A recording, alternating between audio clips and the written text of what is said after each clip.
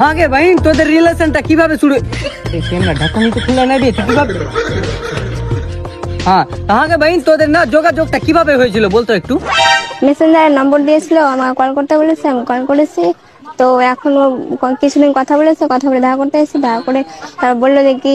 এখানে ডাকলো তারপর আমি গিয়েছিলাম দেখা করে তারপর কিছুদিন দেখা করার পরে তারপর বললো যে কি বিয়ে করবো বিয়ে করে এখান থেকে থাকবে বলে তো আর আমার আর দিবে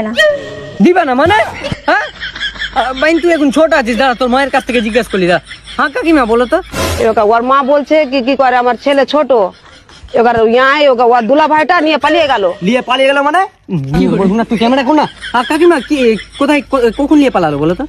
এখন নিয়ে পালিয়ে গেল তার মানে ওরা এখন বিয়ে দিতে চাইছে না নাকি না ওরা বিয়ে দিতে দিবে না যা সালা এত ভারী সমস্যা বাস অনেক হলো একটু ছেলের মাকে দেখিনি মানে শুনিনি ওর কথা বলছি আমার ছেলে হলো কি যে ওই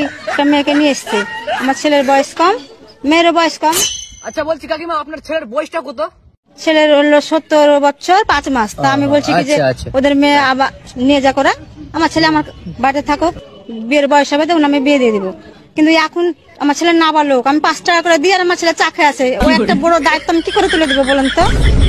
আচ্ছা কাকিমা তাহলে কিনা এবার থেকে কিনা তোমার ছেলেকে কিনা 10 টাকা দিবেন তোমার ছেলের সাথে কিনা তোমার বৌমাও যাবে পুতুলের দোকানে